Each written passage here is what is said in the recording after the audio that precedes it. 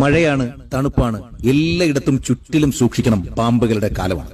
കാര്യം പാമ്പുകളുടെ പ്രജനന സമയമാണ്. നമ്മുടെ കേരളത്തിൽ ഇപ്പോൾ നമ്മുടെ ഷൂസിന്റെ ഉള്ളില്, വാഹനങ്ങളില്, നമ്മുടെ വീടിന്റെ പറമ്പില്, ചുറ്റുപാടും വീടിനുള്ളിൽ പോലും സൂക്ഷിക്കുക എന്നതാണ് നിലവിലുള്ള ഒരു അവസ്ഥ. സാക്ഷാൽ മൂർഖൻ മുതൽ അങ്ങോട്ടേക്ക് ഒരുപാടെണ്ണം, വെള്ളിക്കെട്ടൻ, രാജവെമ്പാല, അണലി തുടങ്ങി ഒരുപാട് പേരുടെ പ്രജനന കാലമാണ്. മെയ് അവസാനം ജൂൺ ആദ്യ വാരത്തിലുമായിട്ട് പ്രസവിച്ച് മുട്ട വിരിഞ്ഞൊക്കെ കുഞ്ഞുങ്ങൾ പുറത്തിറങ്ങും. കാട്ടിലെ രാജവെമ്പാല വിരിഞ്ഞിറങ്ങുന്നത് ഇതേ സമയത്ത് തന്നെയാണ്. മുട്ട വിരിഞ്ഞ് 28 മുതൽ 40 വരെ മൂർഖ കുഞ്ഞുങ്ങളും ഒറ്റ പ്രസവത്തിൽ 45 മുതൽ 60 വരെയെങ്കിലും അണലി കുഞ്ഞുങ്ങളും പുറത്തിറങ്ങാറുണ്ട്. 8-12 ദിവസത്തിനകത്ത് ഈ കുഞ്ഞുങ്ങൾ ഉറയൂരും കേട്ടോ. പിന്നീട് പല ഭാഗത്തേക്കും സഞ്ചരിക്കലാണ് പതിവ്. ചെടിച്ചട്ടികൾ, ചവിട്ടുപടി, ഹെൽമറ്റ്, വിറകടുപ്പുകൾ, വൈക്കോൽ കൂന, ചകിരി, ചാക്കുകൾ തുടങ്ങി എവിടെ തരപ്പുണ്ടോ അവിടെയൊക്കെ ഇവർ കയറിയെന്നിരിക്കും. ഇനി അഥവാ പാമ്പുകടി ഏറ്റാൽ, അങ്ങനെ സംഭവിക്കാതിരിക്കട്ടെ, ഏറ്റാൽ ഭയവും ആശങ്കയും ഏറും ഓടുകയോ നടക്കുകയോ ചെയ്യാതെ ഒരിടത്ത് തിരിക്കുക എന്നുള്ളതാണ് ചെയ്യേണ്ടത്. മറ്റൊരാളുടെ സഹായം എത്രയും പെട്ടെന്ന് തേടണം. മുറിവിന് ചുറ്റും അടയാളപ്പെടുത്തണം. കുടിക്കാൻ വെള്ളം മാത്രമേ കൊടുക്കാൻ പാടുള്ളൂ. കാലിന് താഴെ കടിയേറ്റാൽ കാൽമുട്ടിന് മേലെയും, കൈക്ക് കടിയേറ്റാൽ കൈമുട്ടിന് മേലെയും തുണി, ബാൻഡേഡ് എന്നിവ കൊണ്ട് രക്തയോട്ടം തടയാത്ത രീതിയിൽ കെട്ടണം.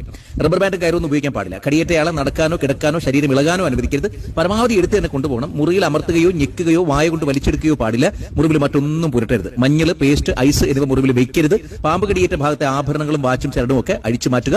എത്രയും വേഗം ആശുപത്രിയിൽ എത്തിക്കാം. അതാണ് നമ്മൾ ഏറ്റവും അടിയന്തരമായി ചെയ്യേണ്ടത്. അപ്പൊ ശ്രദ്ധിക്കണേ, സൂക്ഷിക്കണം. ഏറ്റവും പ്രിയപ്പെട്ടവർക്ക് ഷെയർ ചെയ്യൂ. എന്നിട്ട് അങ്ങോട്ട് ഫോളോ ചെയ്തേ.